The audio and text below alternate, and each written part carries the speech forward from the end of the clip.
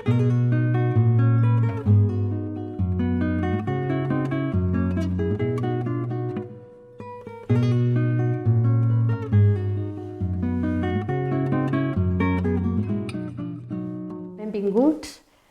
digníssimes autoritats, benvolguts amics i amigues.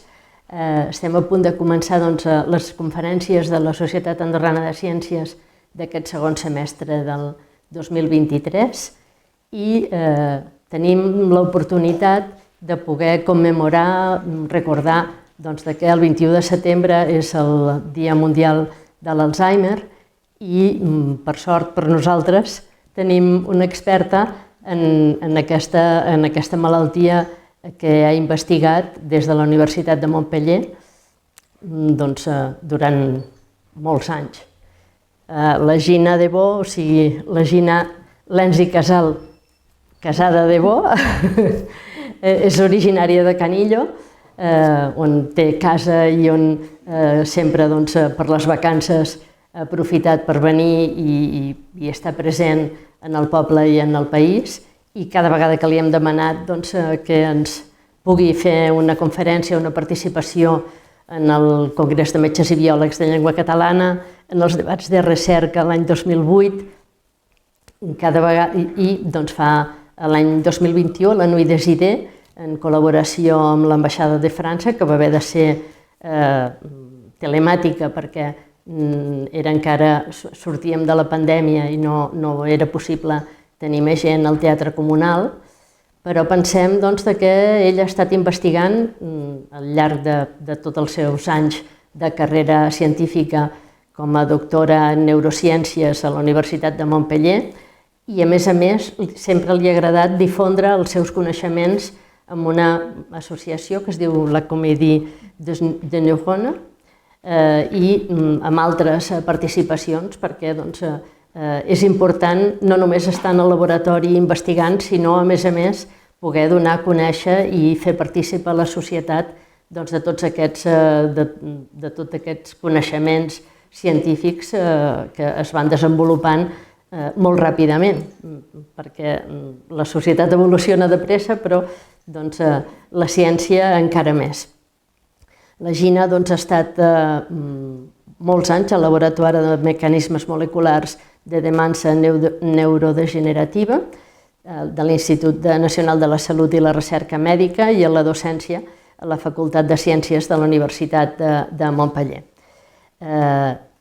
El que volem és que ens expliqui, això, com podem conservar els records i com, malauradament, no els podem arribar a recordar, no podem fixar-los, i com que el que volem és que poder arribar al màxim a conèixer aquesta malaltia, li passo la paraula i endavant, Gina. Gràcies, Àngel, per aquesta presentació tan amable. I ara vos parlaré amb aquest dia dedicat a Alzheimer, vos parlaré d'aquesta malaltia, però abans voldria dir que aquesta malaltia toca la gent gran i els símptomes majors són pèrdues de memòria. Fa que primer parlaré d'envelliment, de memòria, i antes de parlar de la malaltia. Je présenterai en français parce que c'est plus facile pour moi, però acabat farem un debat i les preguntes que sigo en francès o en català ja podrem discutir. Je vais commencer. Donc, avant de parler de la maladie, je vais vous parler du vieillissement puisque c'est une maladie qui touche les personnes âgées. Et pour parler du vieillissement, je vais d'abord vous parler de l'espérance de vie. Et celle-ci, c'est un des progrès majeurs de nos 50 dernières années. Nous avons gagné plus de 20 ans de vie, l'espérance de vie étant une moyenne. Et donc, elle tourne dans nos pays occidentaux autour de 80 ans, 82,3 ans pour la France, 82,4 ans pour l'Andorre. Donc, vous voyez, en Andorre, c'est presque mieux qu'en France, avec une disparité entre les hommes et les femmes. Les femmes sont ont un peu plus d'espérance de vie, 85,2 ans, contre les hommes qui approchent les 80 ans. L'écart ne cesse de se réduire. Ceux qui détiennent le pompon, on peut dire, de l'espérance de vie, ce sont les Japonais avec 87 ans, le maximum. Et cette espérance de vie, elle est liée notamment à une amélioration de nos conditions de vie, que ce soit l'éducation, l'alimentation, l'hygiène, la surveillance médicale. Comme elle est très liée à nos modes de vie, elle ne cesse d'augmenter, mais elle peut régresser. C'est ce qui s'est passé avec la pandémie du Covid, notamment en 2020-2021. Nous avons perdu pratiquement un trimestre de vie, surtout que le virus touchait beaucoup les personnes âgées. C'est d'autant plus notable aux États-Unis, où l'espérance de vie est de 78,8 ans en 2018 et a régressé jusqu'à 76,1 ans en 2022. Donc vous voyez que on peut progresser, mais si les conditions se dégradent, elle peut régresser. Notamment quand il y a des périodes de conflit, par exemple en Ukraine, il est sûr que l'espérance de vie des personnes diminue. Donc tout ceci pour bien préciser que c'est une moyenne. Et notamment elle a augmenté, je vais rajouter, elle a augmenté parce qu'il y a eu une grande amélioration également, qui est la natalité. Il n'y a plus de mort infantile comme il y avait au début du XXe siècle, par exemple. Et donc l'espérance de vie a augmenté avec ce facteur-là également. Comme nous avons une augmentation du nombre de personnes âgées, il y a également une augmentation de malades, et notamment de malades atteints de la maladie d'Alzheimer. En France, il y a autour de 900 000 personnes, pratiquement 1 million de personnes, qui ont des troubles du type Alzheimer. Alors, l'espérance de vie est une moyenne, mais ce que l'on voit également, c'est que la longévité a augmenté. Alors, pas tant en années, parce que des centenaires, il y en a toujours eu, mais le nombre de centenaires ne cesse d'augmenter. Et donc, la longévité, c'est la durée de vie maximale, sans accident ou sans pathologie qui peuvent causer un décès précoce. Et donc, cette longévité, elle dépasse à l'heure actuelle, les doyens de l'humanité tournent autour de 110, 115 ans. Celle qui détient le record, c'est encore Jeanne Calment, qui a vécu 122 ans, qui était native d'Arles et qui a vécu entre 1885 et 1997. Donc, c'est celle qui, pour l'instant, au niveau des registres, est connue, est vraiment la doyenne de l'humanité. Alors, pourquoi je vous parle de longévité? Parce que, pendant un moment, il y a eu une hypothèse qui disait que si l'on vivait très vieux, eh bien, notre cerveau se détériorerait et nous aurions tous un peu les symptômes de la maladie. Or, il y a un message que je voudrais faire passer ce soir, c'est que vieillissement et maladie d'Alzheimer sont deux choses différentes. C'est-à-dire qu'on peut très bien vieillir, notamment au niveau du cerveau, et ne pas avoir ce type de maladie. Et par contre, qu'il y a des personnes qui, malheureusement, sont atteintes de ce type de pathologie. Et donc, juste pour citer, en Andorre, il y a 25 personnes qui ont plus de 100 ans. À Canillo, il y a une personne qui est très proche des 100 ans. Et en France, il doit y avoir à peu près 20 000 personnes qui sont centenaires. Autre chose aussi que je voulais signaler, c'est qu'il y a de plus en plus de personnes qui ont plus de 80 ans. En Andorre, il doit y avoir plus de 400, 450 personnes qui ont plus de 90 ans. Et en France, il y a également énormément de personnes qui ont plus de 80, 90 ans, plus de 100 ans. Donc, on va parler d'un 4e âge, d'un 5e âge. Et là, ça va avoir des répercussions au niveau de tous les pays, au niveau démographique. Et vous savez que ça peut poser des problèmes, effectivement, au niveau économique, au niveau sociétaux, ce changement de démographie. Avant, on parlait de pyramide. À l'heure actuelle, il n'y a plus de pyramide. C'est une sorte de bouteille qui se renfle, qui est diminuée parce qu'il y a moins de natalité et qui se renfle autour de 40-50 ans, où il va y avoir le maximum de personnes, et puis qui progressivement va se réduire. Donc là, il va y avoir également des problèmes ou des solutions à trouver. Alors, qu'est-ce que le vieillissement? Eh bien, le vieillissement est complexe.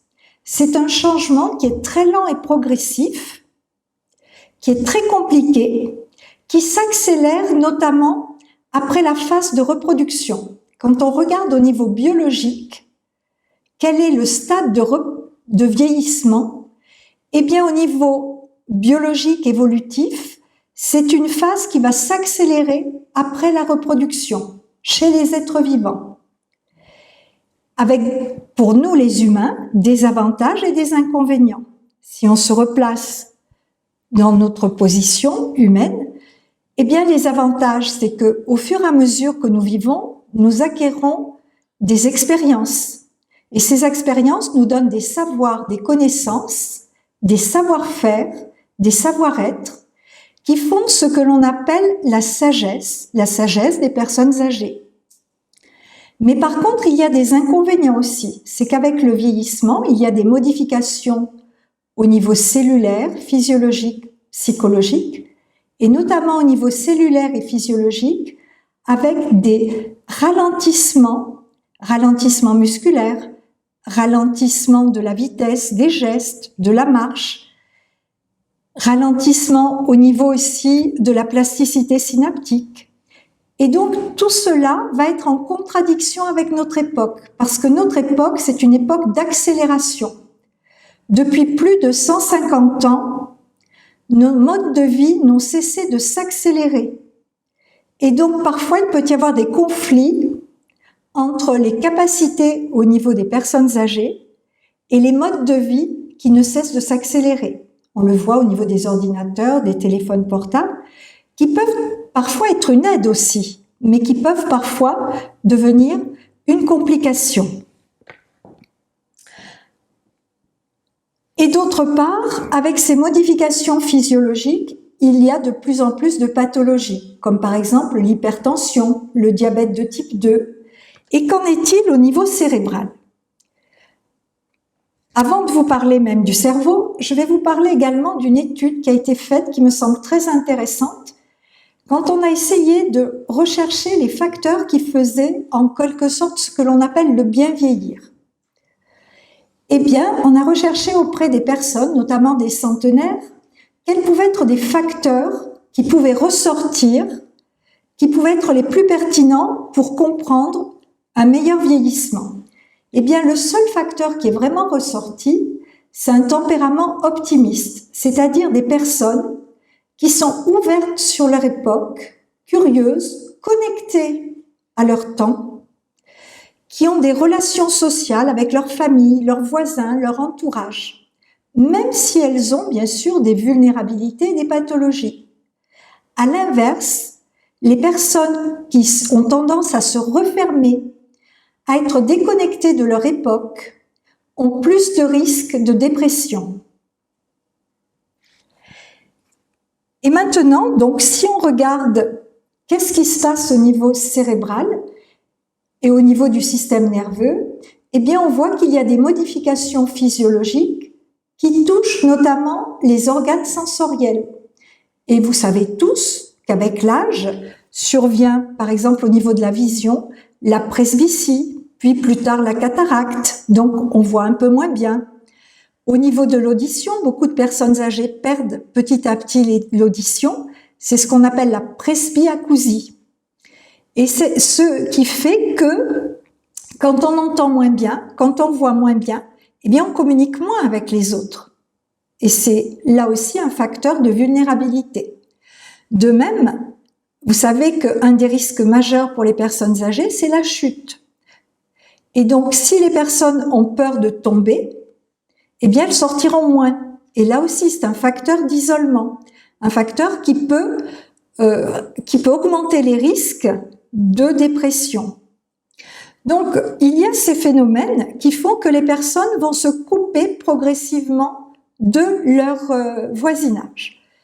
Mais il faut bien voir que les personnes âgées, elles peuvent avoir une très bonne mémoire pendant très longtemps.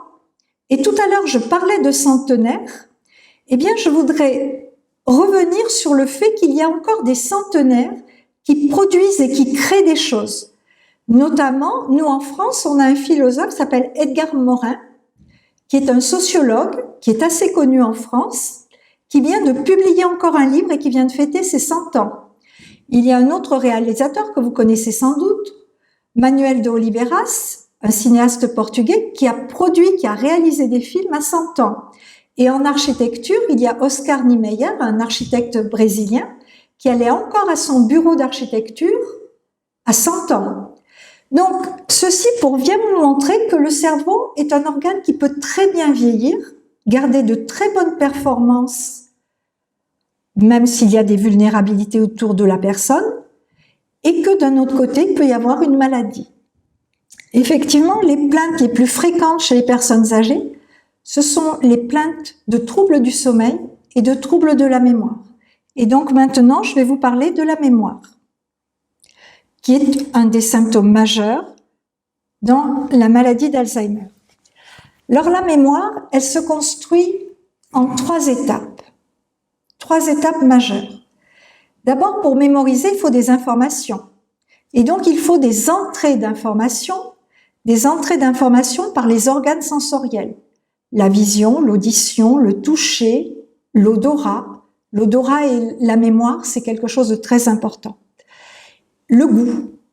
Et ces informations, elles vont être codées sous la forme de ce que l'on appelle des traces mnésiques. C'est-à-dire qu'il va y avoir un traitement de l'information.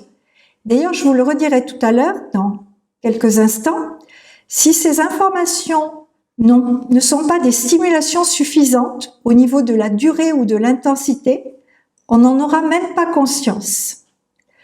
La deuxième étape dans la mémoire, c'est de la consolider pour qu'elle soit stockée, pour qu'elle dure quelques minutes, un mois, des années, voire toute une vie. Et ensuite, ces informations qui sont mémorisées, il faut pouvoir y accéder, parce que sinon elles ne nous serviront pas. Et là, c'est la troisième étape qui est celle du rappel et de la restitution. Et ce qu'il y a de très intéressant, c'est que toutes ces informations, elles vont être marquées par le temps et le lieu. C'est-à-dire qu'on saura exactement où on était et quand c'était. Et cet encodage, il est très important et il va se faire de manière inconsciente, mais pour chaque information, il va y avoir ce marquage. Alors cette mémoire, elle est indispensable. Elle est indispensable pour apprendre, bien sûr, même pour parler, par exemple. Mais on va l'utiliser dans le présent, mais aussi cette mémoire, elle va être indispensable pour anticiper, pour préparer le futur, ce que vous allez faire quand vous allez sortir d'ici. Si vous n'avez pas de mémoire, vous allez pouvoir être tout le temps bloqué dans le présent. Vous ne pourrez pas avoir de projet. Donc la mémoire, bien sûr, elle capte les informations qui vont devenir du passé, mais le passé, c'est fini. Ce qui est important, la mémoire, c'est pour le présent et pour la projection. Et cette mémoire, en fait, c'est une fonction qui est ancestrale et qui est aussi ancienne que la vie.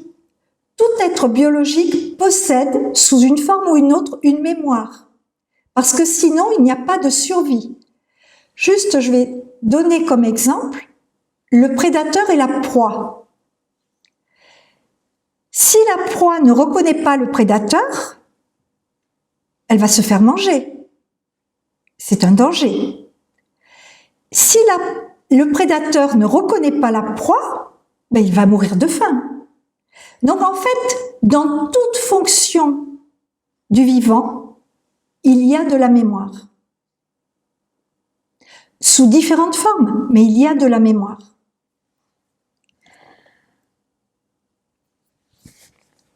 Autre particularité de la mémoire, ce n'est pas une information dissociée, un élément qui va être mémorisé, mais c'est un ensemble d'informations. La mémoire, par essence, elle est associative et sélective. Si vous regardez cette illustration, vous reconnaissez tous une fleur. Vous la reconnaissez par la forme, par la couleur. On n'a pas l'odeur, mais si on vous donnait l'odeur, immédiatement vous reconnaîtriez également la fleur. Et ensuite, vous savez la reconnaître et la nommer. Le narcisse, la grandalia. Et au mois de juin à Canillo, les prairies fleurissent de grandalias. Donc vous savez aussi des éléments de connaissance, donc des informations cognitives sur cette fleur. Donc vous voyez que ces informations, elles ont été consolidées et elles ont été associées entre elles. Et donc, quand vous voulez la restitution, eh bien, il y a de multiples informations qui vous reviennent en mémoire, par la mémoire. Et en fait, le cerveau, il est inondé d'informations. Donc, à chaque fois, il va sélectionner les informations qui sont les plus pertinentes dont vous avez besoin à un moment donné. Et c'est là aussi sa fonction de sélectionner ces informations. Alors maintenant, on continue sur la mémoire. La mémoire, elle se décline, et là vous en êtes tous aussi conscients qu'il y a différents types de consolidation. Il y a des informations que l'on retient quelques secondes, quelques minutes, quelques mois, et puis certaines que l'on retient toute sa vie. Et en fait, cela a été une des premières formes de classification effectivement de mémoire, ce que l'on appelait la mémoire à court terme et la mémoire à long terme. Et dans la mémoire à plus court terme, c'est une mémoire qui est quasi inconsciente. Ce sont celles des informations sensorielles, toujours les entrées d'informations. Et si une information, si un flash lumineux est entre 60 et 300 millisecondes, vous n'en aurez pas conscience. Donc, pour qu'une information soit retenue, il faut pratiquement que le flash lumineux ou que la vision soit supérieure à 300 millisecondes. Ensuite, il y a ce que l'on appelle la mémoire à court terme, que l'on peut retenir quelques minutes, quelques jours. C'est une mémoire qui est consciente et qui concerne entre 6 et 12 items. Ce que l'on appelle des items, comme des chiffres par exemple, mais ça pourrait être des lettres, ça pourrait être des symboles. Et donc, on donne toujours l'exemple du numéro de téléphone.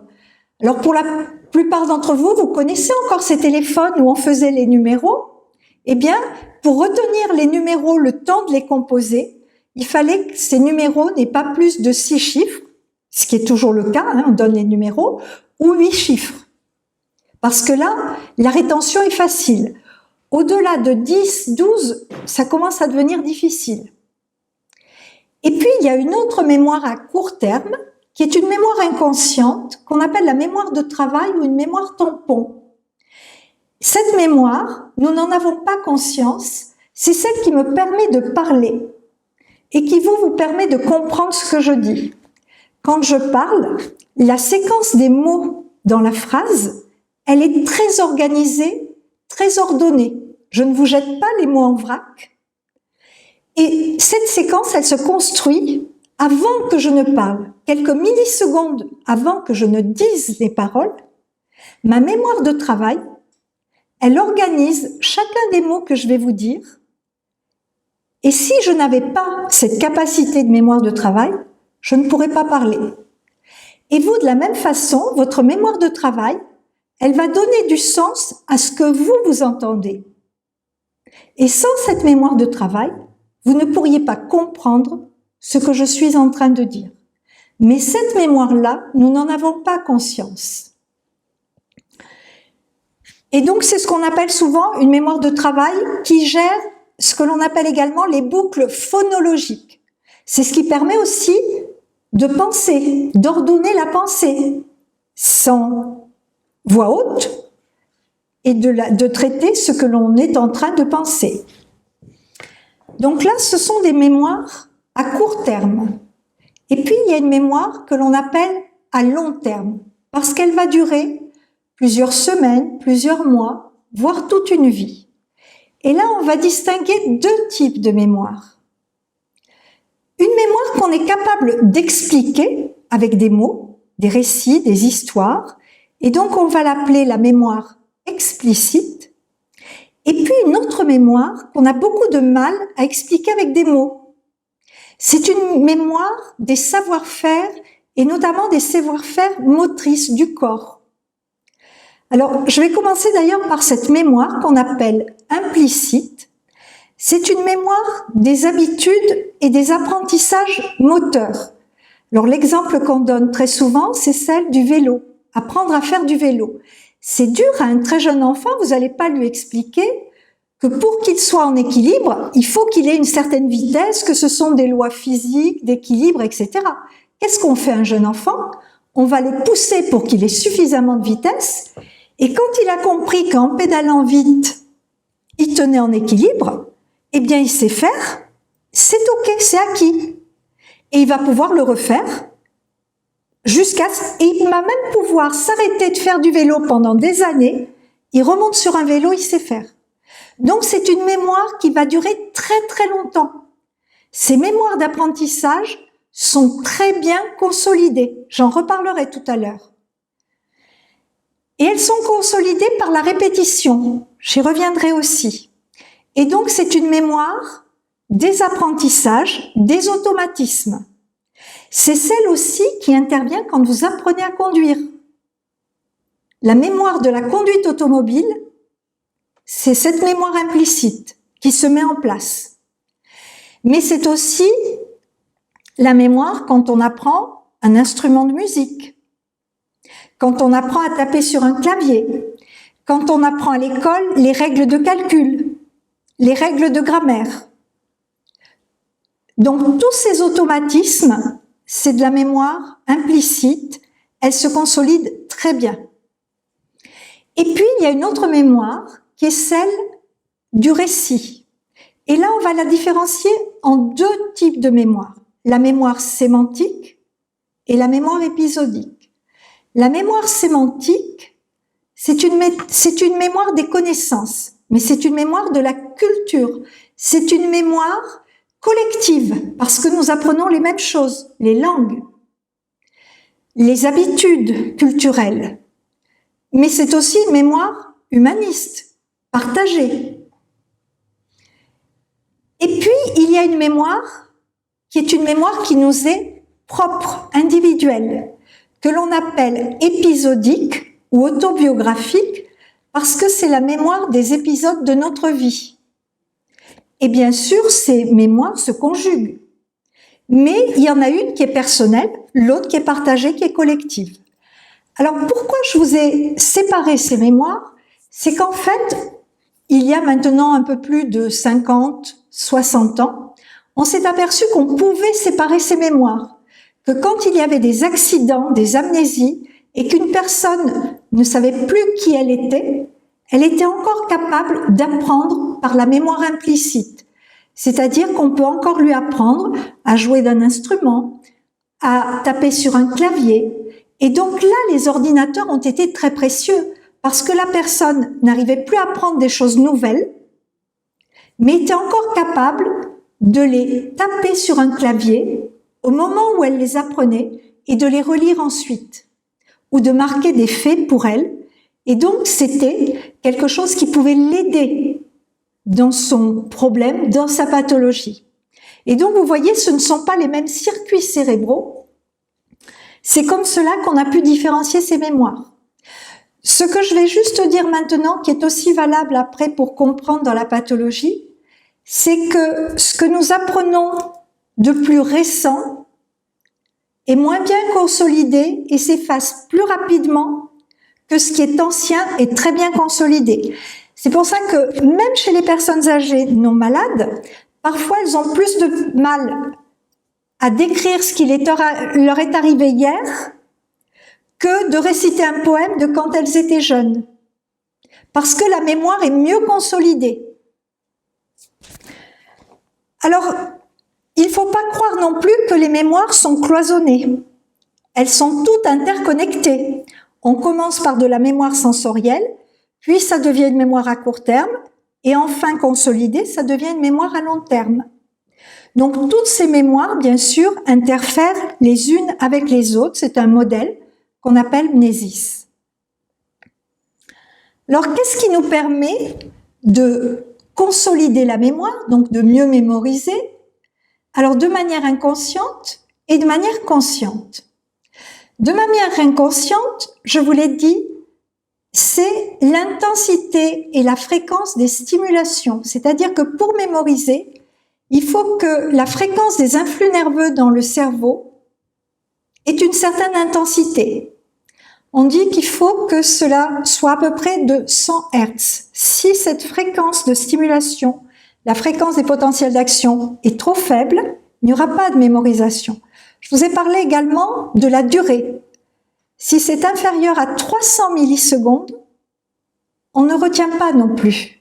Donc, il faut déjà qu'il y ait une certaine stimulation au niveau visuel, au niveau auditif, au niveau de tous les organes sensoriels. Ensuite, un autre facteur essentiel dans la mémorisation, pour au moins les vivants, au moins tout l'ensemble des vertébrés, ce sont les émotions. Tout à l'heure, je vous ai cité la proie et le prédateur. Pourquoi?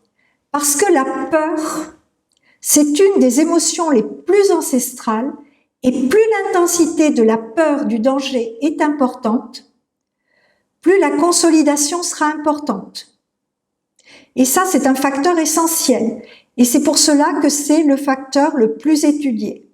Mais autant les valences négatives dans les émotions, comme la peur, donc une peur intense, un stress qui peut créer un stress post-traumatique et qui va bloquer aussi les personnes dans leur mémoire, autant les valences positives ont aussi de l'importance. Une très grande joie, on va mémoriser dans notre vie les joies qui ont été très importantes, ce qui nous a marqué, ce qui a fait notre vécu. Et puis ensuite, ces processus d'association dont je vous ai parlé tout à l'heure. C'est-à-dire que quand il y a une information, c'est pas simplement cette information ou juste une information qui va être traitée. C'est tout un contexte qui entoure l'information. Et là, par exemple, c'est très important pour les processus addictifs. Pourquoi il est si difficile de se libérer d'une addiction? C'est parce qu'il y a tout le contexte associatif. Ensuite, ce qui a beaucoup d'importance, même de manière inconsciente, c'est le sens qu'a pour nous cette information. Et un dernier paramètre qui est physiologique, c'est le sommeil. C'est que la consolidation de la mémoire, elle se fait surtout pendant le sommeil. Donc quand les étudiants nous disent « mais j'ai révisé toute la nuit avant l'examen », c'est pas bon du tout. Il faut surtout dormir pour mieux retenir. Donc il faut apprendre, dormir, et on passe beaucoup mieux les examens. Et puis par contre, il y a des apprentissages volontaires. Et dans les apprentissages volontaires, il y a la répétition, et vous le savez tous, on a parlé tout à l'heure de faire du vélo, de jouer d'un instrument. Il faut répéter. Et plus on répète, plus on consolide, meilleur on est. Ensuite, il y a toujours les problèmes de motivation. On a fait des tests en prenant deux groupes, des jeunes, des âgés, en leur faisant apprendre des langues étrangères. Eh bien, les personnes âgées ont mieux réussi parce qu'elles étaient plus motivées. Donc, vous voyez que la capacité de mémorisation et d'apprentissage dure toute la vie. Par contre, il y a un autre facteur dont je vais reparler dans un instant, c'est l'attention. Et enfin, comme la mémoire est associative, notamment chez les étudiants ou chez ceux qui font des compétitions de mémoire, qu'est-ce qu'ils utilisent? Ce que l'on appelle les moyens mnémotechniques, c'est-à-dire qu'ils associent des références par rapport à ce qu'ils connaissent, parce que mieux on connaît un sujet, plus on peut lui associer quelque chose de nouveau. Et donc une information nouvelle, comme un arbre qui se branche, qui devient un buisson.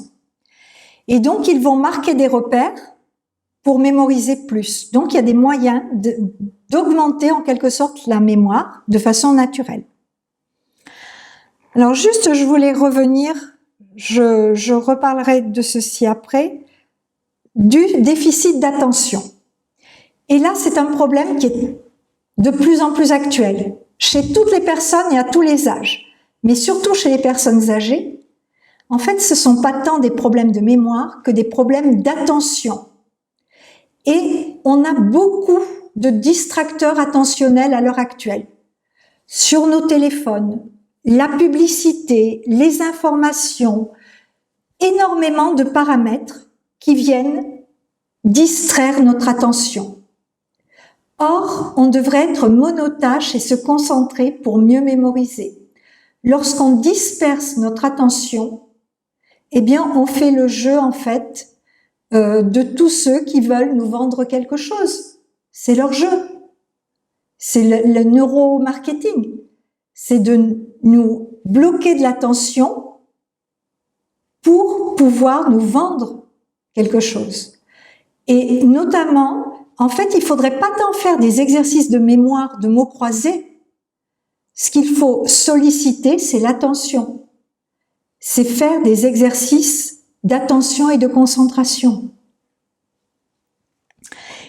Et donc maintenant, je vais remonter, en fait, où se localise cette mémoire? Eh bien, il y a deux structures qui sont plus essentielles, on va dire. L'ensemble du cerveau et du corps participent à la mémorisation. On ne peut pas dissocier le cerveau et le corps. Je vous ai dit tout à l'heure, mémoire motrice, procédurale. Mais on va dire qu'il y a deux structures, et ce sont celles qui vont être touchées par la maladie d'Alzheimer. C'est d'une part le cortex cérébral, les hémisphères cérébraux, et d'autre part, deux structures de ce que l'on appelle le système limbique qui sont très impliquées dans les émotions et dans la reconnaissance faciale, c'est l'hippocampe et l'amygdale.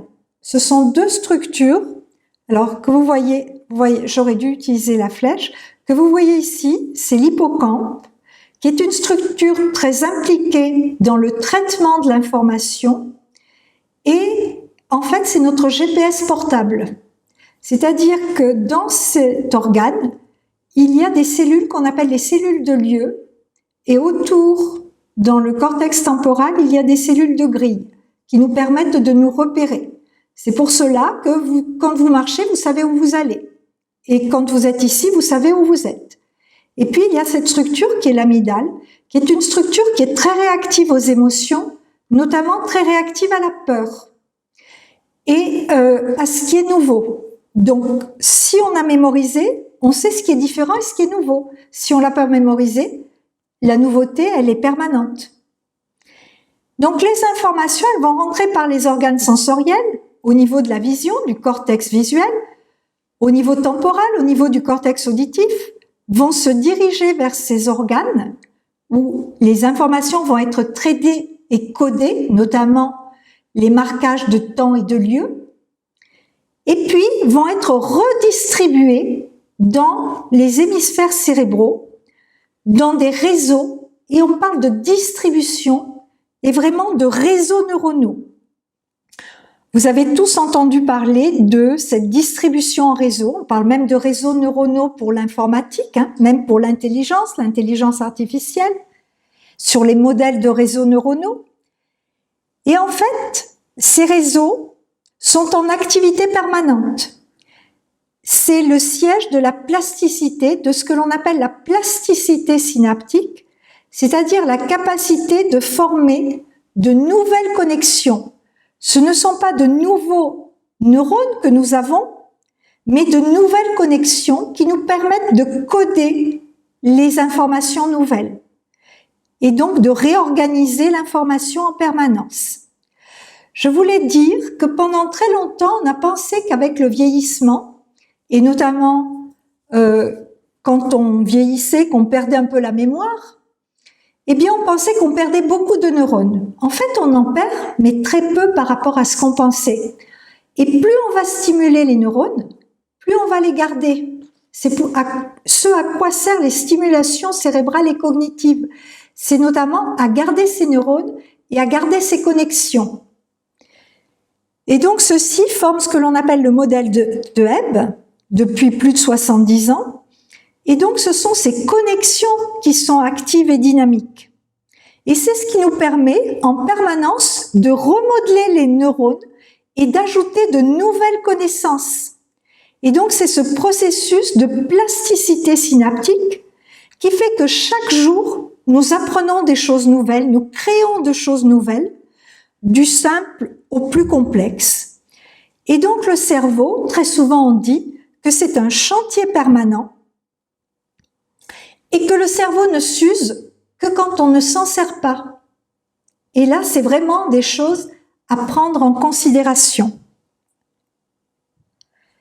Donc, je vous ai parlé de l'attention qui était si importante, et notamment avec l'âge. Et je vous ai beaucoup parlé de mémoire, mais la mémoire ne fonctionne qu'avec l'oubli. Parce qu'en permanence, nous sommes inondés d'informations.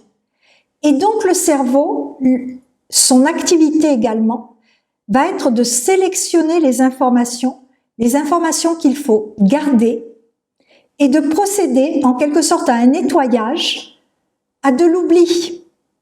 Alors un oubli passif, c'est-à-dire toutes les informations qui ne sont pas importantes pour nous, il va les sélectionner, et notamment pendant le sommeil, il va y avoir un tri de l'information, une consolidation de l'information. Alors bien sûr, je vous ai parlé de l'attention. Si on ne fait pas attention, on oublie, on ne mémorise pas, on ne consolide pas. Et puis, il peut y avoir un oubli qui est plus actif. Alors, je vous ai parlé de plasticité synaptique. On a beaucoup travaillé ces 50 dernières années sur la consolidation des synapses, sur la plasticité synaptique. Mais il peut y avoir aussi ce que l'on appelle de l'hyperplasticité, c'est-à-dire que ces connexions, elles changent tellement et tellement vite qu'on ne consolide pas non plus la mémoire. Et il se pourrait que ce soit l'hypothèse de ce qui se passe dans nos 2 premières années, lorsqu'il y a une synaptogénèse hyperactive, lorsque nous n'avons jamais autant appris que dans nos 2 premières années. Nous avons appris à parler alors que nous ne connaissions pas le langage. Nous avons appris à marcher, nous avons appris à connaître les autres, à avoir des relations sociales. Or, nous avons très peu de souvenirs, sauf s'il y a eu un vrai traumatisme de nos toutes premières années. Sans doute parce qu'il y a eu une hyperplasticité, que les réseaux se mettaient en place et se consolidaient. Et puis après, et nous en arrivons à la journée dédiée aujourd'hui, il y a des amnésies qui sont cette fois-ci non plus physiologiques, mais pathologiques. Des amnésies qui surviennent par exemple après des traumatismes. Et on parle de stress post-traumatique, notamment lors des attentats. En France, j'ai des collègues qui étudient beaucoup les attentats du 13 novembre 2015, parce qu'il y a eu des vrais traumatismes. Mais c'est le cas aussi dans les situations de guerre. Et puis, il y a des accidents de voiture, et notamment des chocs au niveau temporal qui laissent l'hippocampe, dont je vous ai parlé. Là aussi, il y a des amnésies. Il peut y avoir des accidents vasculaires cérébraux. Et puis, il y a les maladies neurodégénératives. Et à l'inverse de ce que je vous ai dit, dans les maladies neurodégénératives, cette fois-ci, il y aura des morts neuronales et des morts neuronales importantes.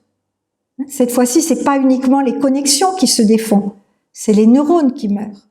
Et c'est le cas dans les maladies que l'on appelle neurodégénératives. Et maintenant, je vais vous parler de la maladie d'Alzheimer, dont la journée est dédiée. Alors, cette maladie, elle doit son nom à Alois Alzheimer, qui est un neuropathologiste allemand, qui avait eu pour patiente une malade en Allemagne qui s'appelait Auguste Deter, qui avait les signes, les symptômes actuels de la maladie dans sa dernière phase. On va voir parce que c'est une maladie évolutive progressive, et notamment des pertes de mémoire, mais aussi des troubles de comportement importants et qui est arrivé à un stade que l'on appelle la démence, qui est le stade ultime de la maladie. Et lorsque cette patiente est morte, il a analysé, c'était un histologiste, c'était à l'époque où on étudiait les coupes de cerveau, comme le faisait par exemple à Madrid Ramón y Cajal. Vous avez peut-être entendu parler de l'Institut Ramón y Cajal, Santiago, qui a dessiné les neurones de manière magnifique. Et là, de la même façon, Alois Alzheimer a vu que dans les cerveaux de sa patiente, eh bien, il y avait des agrégats, deux types d'agrégats qui sont toujours les signes actuels de la maladie, à la fois ce que l'on a appelé des plaques séniles, qui sont ici, ces agrégats ici, et puis d'autres formes qui ont des formes de neurones pyramidaux et qui forment ce que l'on appelle les dégénérescences neurofibrillaires. C'était des marquages par imprégnation argentique à l'époque. Et puis, bien sûr, ces plaques, ces cerveaux ont été étudiés. On a également étudié d'autres animaux que l'on in vitro, des animaux de laboratoire, mais j'y reviendrai aussi là sur les problèmes au niveau des modèles que nous avons. Et il s'est avéré que ces deux marqueurs de la maladie, en fait, les plaques séniles sont formées d'un peptide, majoritairement d'un peptide agrégé, qui est le peptide bêta-amyloïde, qui est la cible de traitement, j'en reparlerai. Et puis ici, les neurones qui sont complètement chargés, là aussi, de fibrilles, que l'on appelle des neurofibrilles, qui sont formées principalement d'une protéine que l'on appelle la protéine Tau et qui, dans sa forme pathologique, est hyperphosphorylée. Cette protéine Tau, elle a un rôle dans le neurone, elle est dans la partie axonale, elle stabilise ce que l'on appelle les neurofibrilles, les neurofilaments, qui permettent les connexions synaptiques dont je vous ai parlé. Or, quand cette protéine est hyperphosphorylée, elle va entraîner des troubles dans la conduction, dans la formation de ces connexions, mais elle va entraîner aussi une déstabilisation et la mort des neurones. Donc, ce sont les deux marqueurs que l'on a le plus étudiés pour l'instant et qui constituent toujours les marqueurs de la maladie. Sauf que ces marqueurs, on ne peut les voir que comme les avait vus Alois Alzheimer, post-mortem. Donc, à l'heure actuelle, il y a des maladies qui sont apparentées, qui ont les mêmes troubles, mais qui ne sont pas forcément cataloguées de maladies d'Alzheimer parce qu'elles n'ont pas forcément ces deux marqueurs. Alors, il faut voir que cette maladie, c'est une maladie progressive, évolutive. C'est-à-dire qu'elle commence des années avant qu'on ne voit les signes de perte de mémoire. À l'heure actuelle, on parle de 10, 15, voire 20 ans, peut-être même plus, avant que n'apparaissent des symptômes qui commencent à perturber la personne et son entourage. C'est-à-dire avant qu'on ne fasse un diagnostic pathologique. Et donc, cette pathologie, elle va commencer dans une zone du cortex temporal que l'on appelle péririnal, qui est proche de l'hippocampe. Puis, elle va toucher d'abord l'hippocampe. C'est pour cela que un des problèmes qui apparaissent, c'est que la personne n'est plus capable de retenir de nouvelles informations, puisque je vous ai dit que l'hippocampe traitait les informations nouvelles avant de les redistribuer dans le cerveau. Et d'autre part, que l'hippocampe est importante pour savoir où on est. Et donc, très souvent, un facteur qui inquiète beaucoup les personnes, c'est quand elles se sentent perdues dans un endroit qu'elles connaissaient qui était familier. Elles peuvent se perdre dans leur quartier et ne plus savoir où elles sont. Vous imaginez l'anxiété. Vous êtes perdu, vous ne savez plus où vous êtes. Pourquoi? Parce que l'hippocampe est touché. Et puis cette maladie, progressivement, elle va d'abord envahir le cortex frontal, puis progressivement envahir tout le cerveau.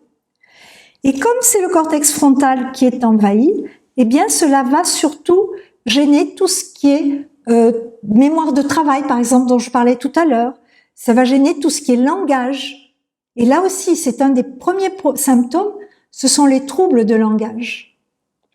Et donc, vous comprenez que progressivement, la maladie va se mettre en place.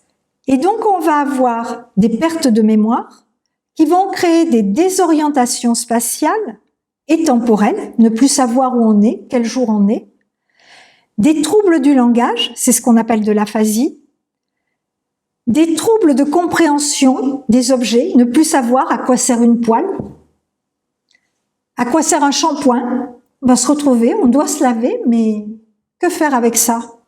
Et donc vous comprenez bien que ça impacte la vie de tous les jours. C'est bien le problème. C'est l'impact sur la vie quotidienne. Et puis, petit à petit, on ne reconnaît plus ses proches. C'est pour cela que cette maladie, elle touche la personne, mais elle touche ses proches, sa famille. Elle touche son environnement, ses voisins.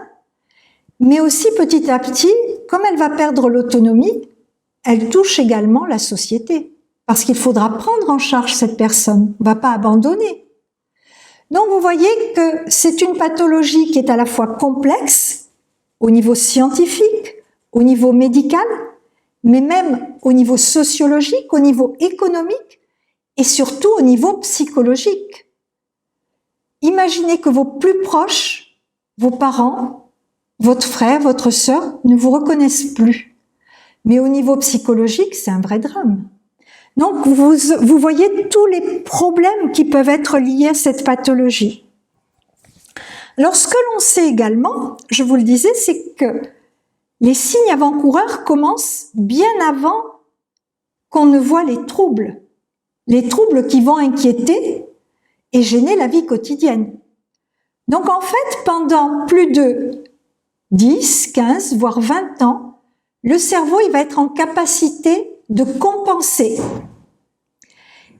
Et il y a un facteur, que l'on a dit un facteur protecteur, qui était en fait le facteur d'éducation et entre guillemets du diplôme. C'est pas le diplôme qui protège. C'est ce qu'on a appelé la réserve cognitive ou la réserve cérébrale. C'est-à-dire que plus vous accumulez, plus vous consolidez de la mémoire de connaissances, plus vous êtes capable de réagir dans une situation. Au niveau du langage, si vous possédez 500 mots, ce qui est un lexique très pauvre, quand il vous manque un mot, vous êtes incapable de le remplacer par un autre mot. Si au cours de votre vie, vous avez beaucoup lu, vous avez beaucoup appris, vous avez un dictionnaire qui contient plus de 20 000, 30 000 mots, peut-être même plus. Quand il vous manque un mot, vous le remplacez par un synonyme, un voisin, vous vous faites comprendre. Donc vous comprenez bien que ce qui vous protège en quelque sorte pendant plus longtemps, ce n'est pas un diplôme, c'est le fait d'acquérir des connaissances qui vous forment ce que l'on appelle la réserve cognitive, la réserve cérébrale. C'est ce qui va plus longtemps compenser. Et on étudie également ce qui peut permettre au cerveau de compenser, non pas pour le fait qu'on n'ait pas la maladie, parce que finalement on va voir qu'il y a des facteurs de risque, mais on peut tous l'attraper. On peut tous être un jour malade, mais on pourra ralentir la progression et on pourra compenser pendant plus longtemps possible. Et ça, c'est intéressant pour le gain de qualité de vie. Et donc, les premiers marqueurs, c'est les agrégats de bêta-amyloïdes quand on étudie le cerveau des personnes. Ensuite, cela a des conséquences sur les neurofibrilles, c'est-à-dire les phosphorylations de la protéine Tau, qui vont à leur tour avoir impact sur les structures cérébrales, c'est-à-dire sur l'atrophie de l'hippocampe et sur l'atrophie du cortex, que l'on va pouvoir voir par imagerie. Et puis arrive un moment où le cerveau ne peut plus compenser. On va avoir ce que l'on appelle les troubles cognitifs modérés, en anglais les MCI. Et puis ensuite, on va voir, plus la maladie va évoluer, plus on va voir dans les stades tardifs la perte d'autonomie totale dans la vie quotidienne et ce que l'on appelle les démences. Et donc la démence, quand on arrive au stade ultime de la maladie, c'est un handicap qui va marquer la vie quotidienne, la vie de tous les jours. C'est-à-dire que la personne ne sera plus en capacité et il va falloir l'aider 24 heures sur 24, 7 jours sur 7, tous les jours de l'année. Et là, ça devient très lourd pour la personne qui l'aide. Et donc, vous avez vu qu'il y avait un stade préclinique où l'on ne voit pas encore les symptômes, mais où on essaye de trouver des marqueurs pour diagnostiquer le plus précocement la maladie, pour prendre en charge la personne, et donc de détecter, alors notamment par des troubles du langage ou par différents troubles, mais en fait, la personne vient consulter quand les troubles de mémoire sont vraiment impactants, quand ça vient vraiment impacter, par exemple, des problèmes de suivi financier, de budget, vraiment importants. À ce moment-là, il y a des problèmes. Et puis, qu'en est-il de l'origine de cette pathologie? Je vous ai dit, mais on peut tous être amenés à l'avoir. Pourquoi? Parce qu'il y a effectivement une forme transmissible familiale qui est due à la mutation de 3 gènes seulement. Il peut y avoir une mutation sur un gène qui est le précurseur du peptide amyloïde, celui qui forme les plaques séniles, et c'est un gène que l'on appelle l'APP, l'amyloïde précurseur protéine, qui est situé sur le chromosome 21. Peut-être vous me poserez tout à l'heure une question sur le chromosome 21, si vous savez, si la trisomie vous dit quelque chose. Ensuite, il y a 2 protéines, 2 enzymes qui participent à l'agrégation de ces protéines, que l'on a d'ailleurs nommées préséniline 1 et préséniline 2. Mais ces formes familiales transmissibles, où le risque est majeur de développer la pathologie, ne concerne que 1% des malades. Mais là, la maladie va commencer beaucoup plus précocement, autour de 45 ans. On va voir les symptômes graves dont on a parlé, et elle va évoluer de manière beaucoup plus rapide. Mais pour 98% des gens, on n'en connaît pas l'origine.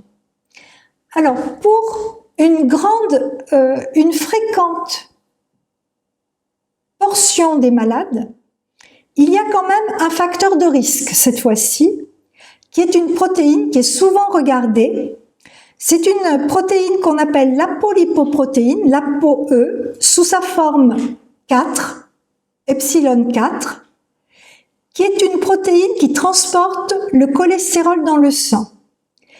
Et il s'avère que certaines personnes ont cette forme epsilon 4 qui a été notée comme un facteur de risque.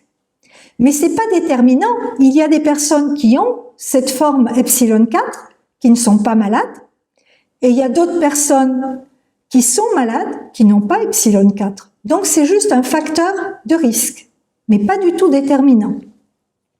Et donc en fait, l'origine est très complexe. On ne sait toujours pas aujourd'hui ce qui peut provoquer la maladie et ce qui rend les neurones de l'hippocampe et du cortex si fragiles par rapport à cette pathologie. Donc, juste là, je ferai un petit aparté, une petite parenthèse. Tout à l'heure, je vous ai dit qu'on avait des modèles en sciences in vitro pour étudier. Et très souvent, si vous avez vu des reportages sur les laboratoires, les modèles les plus utilisés en laboratoire, ce sont les rats et les souris. Parce qu'on peut facilement les utiliser, ils sont petits, on les craint pas trop, on utilise souvent ces modèles. Mais en fait, ces modèles, il n'y en a aucun qui a la maladie d'Alzheimer.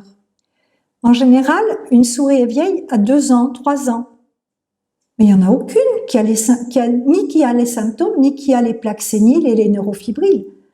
En fait, ce que l'on recrée en laboratoire, ce sont des modèles transgéniques avec les mutations humaines qui ne concernent que 1% des gens.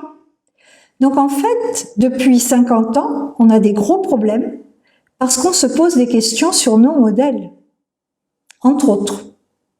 Et donc, on fait que des modèles qui sont factuels. Et ce que l'on sait, c'est que cette maladie, on ne la retrouve que chez les primates, c'est-à-dire chez les animaux, dont nous faisons partie, qui ont un cortex évolué. Donc en fait, il se peut que ce soit lié à l'évolution.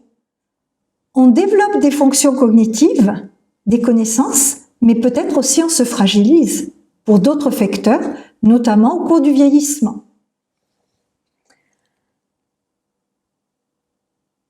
Alors, je vous ai dit qu'il y avait des maladies qui ressemblaient à la maladie d'Alzheimer. Effectivement, dans les maladies d'Alzheimer et apparentées, ce sont des maladies qui vont avoir les mêmes symptômes, mais quand on regarde le cerveau post-mortem, eh bien, toutes n'ont pas les plaques séniles, comme on a vu, et les neurofibrilles. La majeure partie font partie de ce qu'on appelle la maladie d'Alzheimer, mais il y a d'autres types de pathologies où l'on retrouve des agrégations et où l'on retrouve les mêmes symptômes, mais qui ne touchent pas forcément les mêmes parties du cerveau, mais entraînant dans leur phase tardive les mêmes symptômes et la démence. Il y a notamment ce que l'on appelle la démence frontotemporale, qui touche notamment des mutations de la protéine Tau dont je vous ai parlé tout à l'heure dans les neurofibrilles. Il y a également ce que l'on appelle les démences vasculaires, parce que le cerveau est un organe très irrigué, et s'il y a des problèmes au niveau vasculaire, il peut y avoir aussi des atteintes des neurones et entraîner des démences.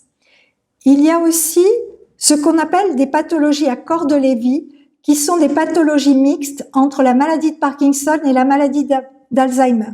Donc vous voyez, juste pour vous dire qu'il y a différentes pathologies qui peuvent avoir des symptômes similaires. Alors, je voudrais revenir également sur un point que je vous ai dit tout à l'heure, c'est-à-dire que ce sont surtout les pertes de mémoire et donc les fonctions cognitives qui vont être touchées dans ces pathologies. Mais la personne et le cerveau ne sont pas que des fonctions cognitives. Il y a tout ce qui est sensoriel. Et la personne voit, entend toujours très bien. Au niveau émotionnel, les personnes sont très sensibles également.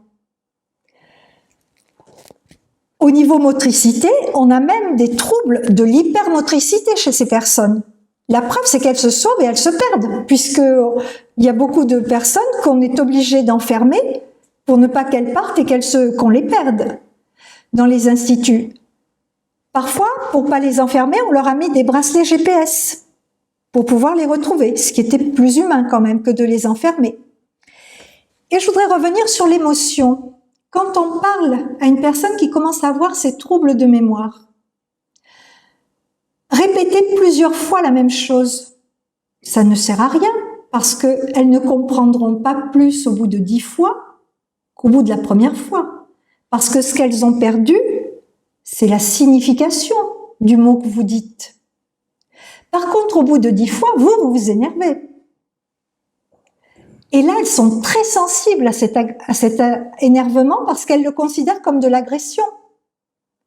Donc en fait, il faut trouver un mode de communication et notamment jouer beaucoup plus sur le non-verbal que sur l'énervement et le verbal. Et donc ça veut dire qu'il faut comprendre, il faut former les personnes pour mieux communiquer parce que le but, c'est d'augmenter la communication et la qualité de vie. Pourquoi ? Parce qu'à l'heure actuelle, nous n'avons pas de bons médicaments ou de bons traitements. Je vais vous en parler, mais il est très difficile et pour l'instant, la maladie, elle est toujours incurable. Alors, d'une part, il faut faire le diagnostic le plus précocement possible pour prendre en charge la maladie et bien soigner la personne. Alors, ça veut dire, au départ, souvent, c'est des tests de mémoire. Donc, ce sont des tests neuropsychologiques. Les premiers qui ont été établis l'ont été il y a plus de 50 ans maintenant et se forment ce que l'on appelle le score, le MMSE, le Mini Mental Score Examination, fait sur différents exercices. Par exemple, redescendre au niveau du calcul, descendre les chiffres, 100, 99, 98, 97, etc. Ou retenir une dizaine de mots et les répéter ensuite. Donc, il y a tout, redessiner. Donc, il y a toute une batterie de tests qui sont mis au point en fonction des capacités des personnes. Donc, ce sont des tests neuropsychologiques. Ensuite, ces 10 dernières années, on a pu faire des tests aussi, notamment biochimiques, au niveau du liquide céphalorachidien, le liquide qui circule dans le système nerveux pour essayer de détecter le peptide bêta-amyloïde et la protéine tau. Comme le peptide bêta-amyloïde forme les plaques séniles, on doit en retrouver moins dans le liquide céphalorachidien. Comme la protéine hyperphosphorylée va être libérée par les neurones qui meurent, on devrait en retrouver plus dans le liquide céphalorachidien. Donc on fait un ratio et il y a des centres, notamment à Montpellier, il y avait un centre où on dosait ce ratio pour voir si les personnes avaient ce trouble d'Alzheimer. À l'heure actuelle, en recherche, on essaye aussi, mais le rechercher dans le liquide céphalorachidien, ça veut dire faire une ponction. C'est quand même assez drastique. Donc en fait, on essaye de faire des dosages dans le sang, mais là, les dosages ne sont pas encore assez sensibles. C'est trop faible, mais ce serait bien de pouvoir doser dans le sang, mais c'est pas si évident. Ensuite, donc là, les tests, je vous les passe. On essaye beaucoup, ce qui se fait à l'heure actuelle, c'est de l'imagerie, parce que c'est non invasif par rapport à la ponction lobaire. Et donc là, depuis une dizaine d'années, on fait beaucoup d'imagerie cérébrale, à la fois structurelle et fonctionnelle, pour voir notamment se mettre progressivement l'atrophie de l'hippocampe et du cortex frontal au niveau de la structure. Donc là, tout le numérique et les ordinateurs nous aident bien à calculer les volumes, mais les volumes par rapport à la personne, parce qu'il a été essayé de faire des référents et nous sommes tellement différents les uns des autres, nos cerveaux sont tous différents. Ils ont tous les mêmes structures, mais ils sont tous aussi différents que nos visages. Donc en fait, pour l'instant, il n'y a pas de volume référent. Donc il faut le faire pour chaque personne, le voir au niveau de l'évolution. Donc voir l'atrophie progressive, qui est liée à la mort neuronale, et puis voir également au niveau fonctionnel, alors de deux manières. D'une part, en tomographie à émission de positons, ce qu'on appelle le PET, de voir la consommation de glucose, parce que le cerveau est un organe qui travaille beaucoup, donc il a besoin d'énergie, besoin de glucose, ou en RMN, en imagerie par résonance magnétique, de voir la consommation d'oxygène, là aussi, puisque le cerveau consomme beaucoup d'oxygène. Et donc là, ça nous permet de montrer que chez ces malades, il y a un hypofonctionnement du cortex frontal, ce qui est lié, bien sûr, aux diminutions d'activité. Et notamment dans la mémoire de travail dont je vous ai parlé tout à l'heure. Alors les médicaments. Les premiers médicaments qui ont été utilisés l'ont été il y a à peu près de 40 ans et sont des médicaments qui touchaient, qui essayaient de bloquer la dégradation de l'acétylcholine, qui est un neurotransmetteur, qui intervient notamment dans le système limbique, qui travaille dans la consolidation, qui participe à la consolidation, mais avec d'autres neurotransmetteurs. Le premier, au niveau historique, qui a été permis aux États-Unis, était la tacrine. Mais il a été abandonné parce qu'il avait des toxicités, notamment au niveau des cellules du foie. Ceux qui sont donnés, qui continuent encore à être donnés, sont notamment le donezépil, l'Aricept, ou la rivastigmine. Mais ces médicaments ont des effets très modérés. Même en France, ils ne sont même plus remboursés. Et il y en a un autre qui agit sur une autre neurotransmission, qui est la mémantine, sur le glutamate, qui est un neurotransmetteur très important dans la mémorisation et dans la transmission sensorielle. Et donc, ces médicaments sont encore donnés. Pourquoi? Ils ont des effets très très modestes, sont donnés dans les premiers temps du diagnostic. Pourquoi? Parce que pendant longtemps, on n'a pas voulu reconnaître les malades d'Alzheimer comme malades. On disait, ils sont gâteux. Vous connaissez tous ce terme gâteux, gâtisme. C'est de la vieillesse, c'est de la sénilité. Or, je vous ai dit tout à l'heure, c'était bien mon propos, de dire que c'est une vraie maladie, que même si le cerveau vieillit, ne finit pas forcément avec la maladie d'Alzheimer. C'est vraiment deux choses différentes. Je pourrais peut-être vous remontrer autre chose tout à l'heure. Et donc, de donner des médicaments, ça permettait d'établir la condition de malade. Si on est malade, on a droit à un médicament. Si on n'est pas malade, on n'a pas de médicament. En fait, ça a été au départ demandé par les familles pour établir le constat qu'il s'agissait d'une maladie. Mais ces médicaments ont des effets plus que modérés. Donc, on ne sait pas s'il faut vraiment les donner. Par contre, au début de la maladie, surtout au début, le malade est vraiment anxieux. Donc, il faut soigner l'anxiété aussi. Et ne pas confondre les pertes de mémoire avec la dépression, où il peut y avoir aussi des symptômes similaires. Donc, le clinicien, ce qui n'est pas mon rôle, moi je suis scientifique, le clinicien doit bien établir que c'est une maladie d'Alzheimer et pas une dépression ou un autre type de pathologie. Et là, c'est le rôle du neurologue, du clinicien. Alors, dans les nouveaux médicaments, qui sont pas si nouveaux que ça, et qui ont été relancés par le Covid, c'est l'immunothérapie, et par le cancer aussi. Dans le cancer, il y a de gros progrès avec l'immunothérapie. L'immunothérapie, c'est quoi? De donner un anticorps qui va cibler une protéine spécifique ou un virus spécifique. Et donc, dans le cancer, il y a des progrès considérables avec l'immunothérapie. Il y a plus de 20 ans, on avait testé, notamment sur des souris, c'est pour ça que je vous ai parlé des modèles tout à l'heure, de faire des souris transgéniques avec maladie d'Alzheimer humaine, avec une mutation notamment de l'APP, et de donner des anticorps dirigés contre le bêta-amyloïde. Or, il s'avère que chez les souris, ça marchait très bien. On provoquait des plaques, on traitait avec des anticorps, on enlevait les plaques, on nettoyait. Donc super, on va se lancer comme ça et on va l'essayer chez les humains. Or, chez les humains, ça n'a pas marché du tout, ça a créé au contraire des inflammations et de la toxicité. Donc les essais cliniques ont été arrêtés. Et puis, des essais ont continué à être faits, mais n'ont jamais abouti au niveau des phases cliniques, des essais cliniques. Et puis, avec la maladie du Covid, on a refait de l'immunothérapie. Et là, il y a des nouvelles formules qui ressortent. Cependant, c'est en essai clinique, en phase 2, ça va peut-être être en phase 3, mais ces anticorps, qui sont des anticorps monoclonaux, c'est pour cela que vous avez différents noms, et tous se terminent en MAB, pour monoclonal antibody. Et donc, ces anticorps, en fait, provoquent de l'inflammation dans le cerveau. Ce qui est déjà dans la pathologie. Dans la pathologie, il y a énormément d'inflammation aussi. Et donc, cette inflammation, elle crée des œdèmes.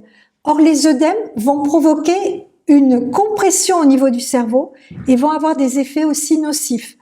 Donc, beaucoup de patients, on est obligé d'arrêter ces essais. Donc, à l'heure actuelle, le point, c'est qu'on est démunis. Il faut être très modeste. Donc, quels sont les points sur lesquels on peut jouer? Eh bien, c'est ce qui va être non médicamenteux. Et là, on va y revenir. Et là, il y a eu des progrès. Alors, dans le parcours de soins, c'est bien sûr stabiliser la maladie.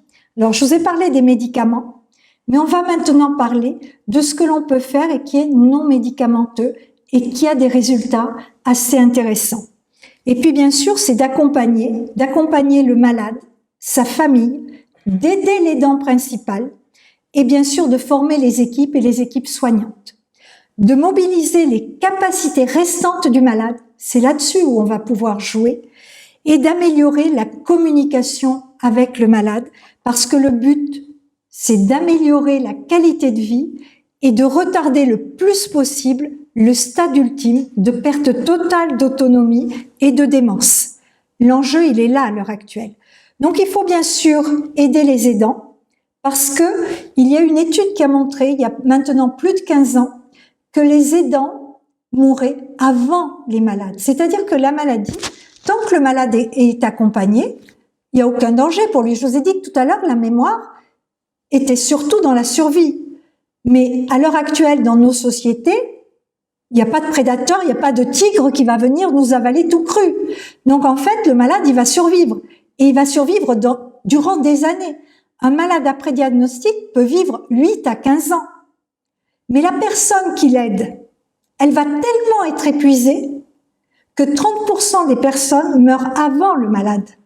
Donc, il est absolument urgent que la société aide les aidants. Et donc, notamment, il peut y avoir, par exemple, des hospitalisations de jour, où la personne va être mise dans des établissements qui accueillent le malade le jour pour des ateliers, des stimulations qui sont très favorables.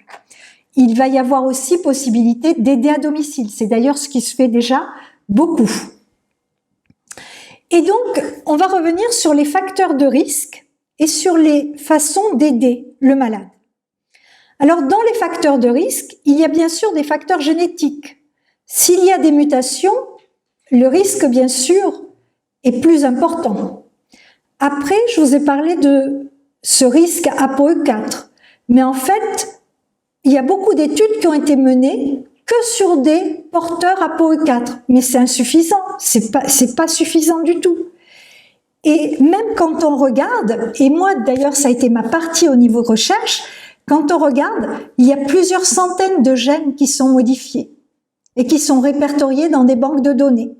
Et moi notamment, je me suis intéressée à l'expression des gènes et à former des profils, ce qu'on appelle des profils transcriptomiques, pour bien montrer que c'est bien la complexité qui fait que c'est si difficile de comprendre et de soigner cette pathologie. Et puis, il peut y avoir, à l'heure actuelle, beaucoup de facteurs qui sont des facteurs de risque que l'on retrouve, mais qui sont des facteurs non spécifiques.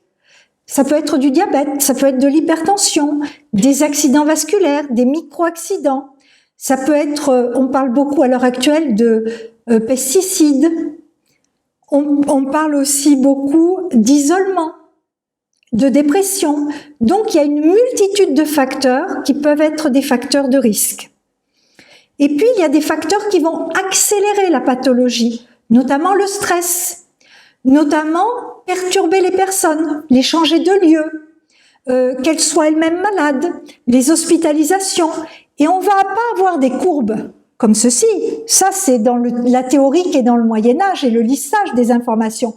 Mais on va avoir des courbes en escalier, bien sûr, avec des moments de rémission, et puis hop, des accélérations, des descentes, et puis ça remonte. Et donc, en fait, chacun va avoir un parcours personnel dans la maladie. Et là aussi, il faudra le suivre de manière personnelle. Alors, quels sont les facteurs non modifiables ? Les facteurs non modifiables, c'est l'âge. Et bien sûr, l'âge, chacun évolue avec le sien. Les facteurs non modifiables, c'est notre génome, notre patrimoine génétique. C'est notre histoire de vie, c'est nos accidents, ce sont nos épreuves. Mais par contre, il y a de nombreux facteurs qui sont modifiables. Et ce sont les facteurs de notre vie quotidienne, c'est-à-dire notre alimentation. Et elle doit être le plus variée possible, avec notamment des antioxydants. Parce que dans les modifications cellulaires, on voit beaucoup d'inflammation, je vous l'ai dit. Et l'inflammation est liée à l'oxydation au niveau cellulaire.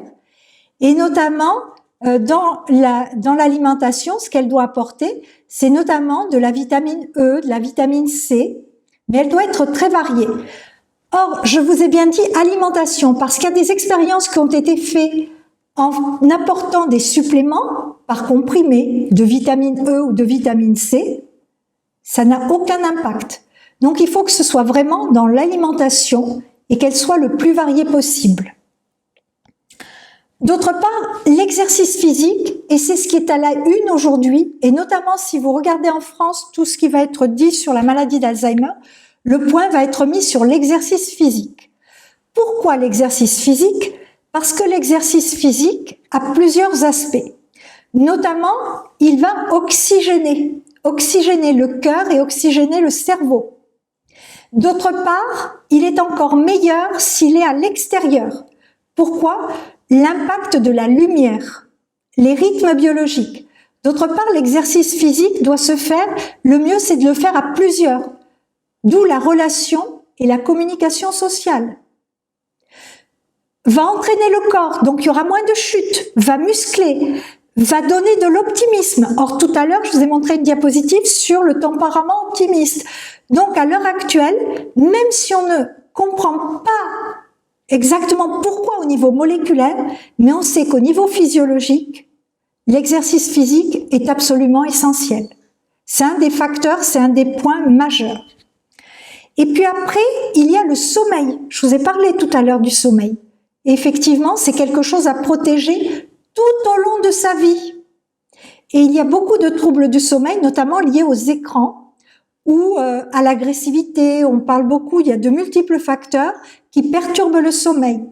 Et à l'heure actuelle, avec les lumières dans la ville, les lumières d'ordinateur, on a perdu plus d'1 heure et demie de sommeil en un siècle. Et or, le sommeil, tout à l'heure, je vous ai dit, c'était absolument essentiel pour consolider les informations. Peut-être qu'un jour, on fera une conférence sur le sommeil parce que c'est quelque chose d'essentiel et on n'en parle pas assez pour protéger la santé. Et puis, il y avait ce que je vous ai dit, la réserve cognitive et cérébrale. C'est pas l'éducation en soi, c'est pas un diplôme qui protège. C'est d'être curieux, d'apprendre tout le temps, mais partout. Pas que dans des conférences, partout on peut apprendre. Mais bien sûr, au niveau culturel, c'est bien d'apprendre. Et pas simplement de zapper, parce qu'un des problèmes de toutes nos générations, des plus jeunes aux plus anciens, c'est qu'on a tendance à zapper. Or, je vous ai dit que si on se concentre pas, on lit pas de manière attentionnée, eh bien l'information, elle ne fait que passer, mais elle n'est pas consolidée. Elle glisse juste. Et donc, on ne constitue pas de réserve cognitive. Donc, les processus attentionnels, c'est quelque chose qu'il faut protéger et augmenter en permanence la réserve cognitive, parce que c'est elle qui va nous protéger pour le futur. Et donc, aussi tout ce qui va être du relationnel, les relations entre nous, entre familles, entre voisins, partout, s'intéresser aux autres, être actif. Là, c'est intéressant. Ne pas être passif, mais être actif dans ce que l'on fait. Et là, c'est protecteur. Et quand je vous parlais de créativité, la créativité, elle se fait à tous les niveaux, même dans la cuisine. Il faut réapprendre à aimer en fonction de ce qu'on aime, des activités qu'on aime.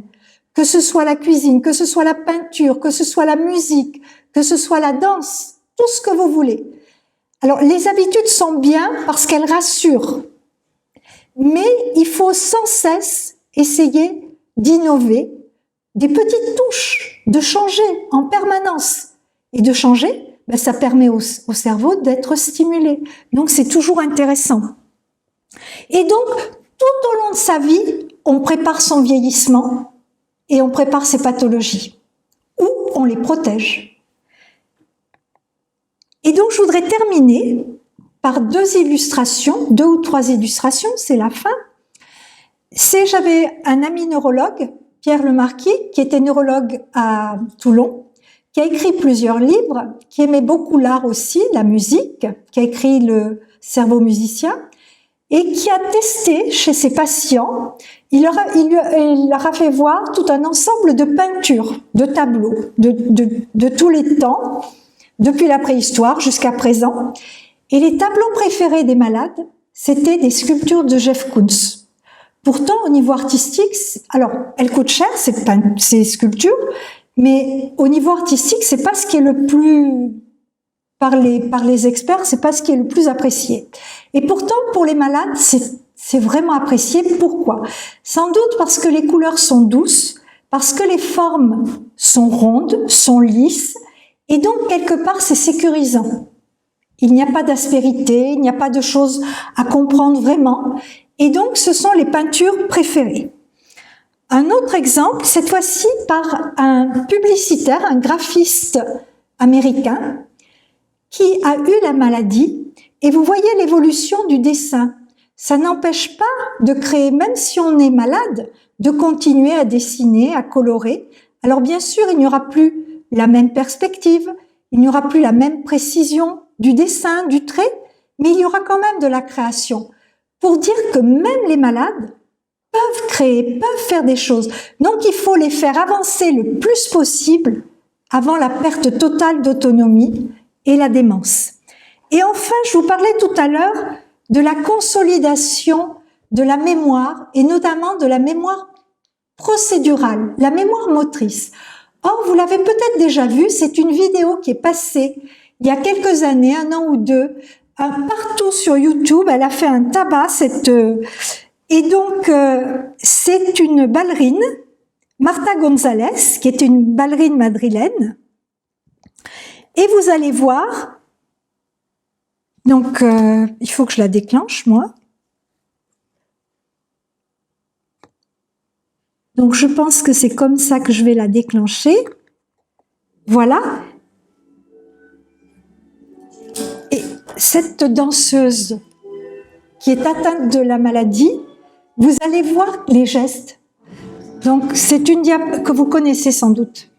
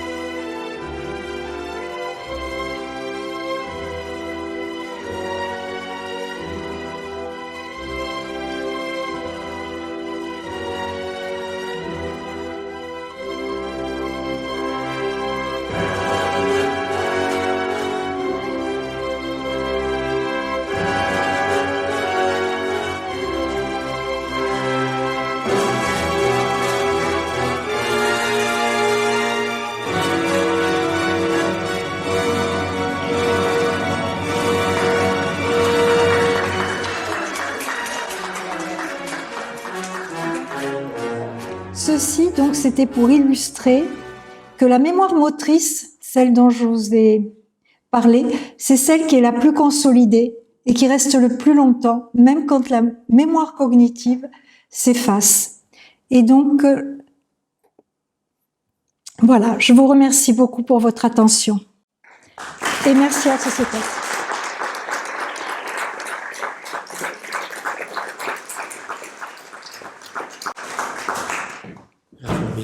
Les questions. Alors, juste un instant pour vous dire que pendant de nombreuses années, on s'est juste intéressé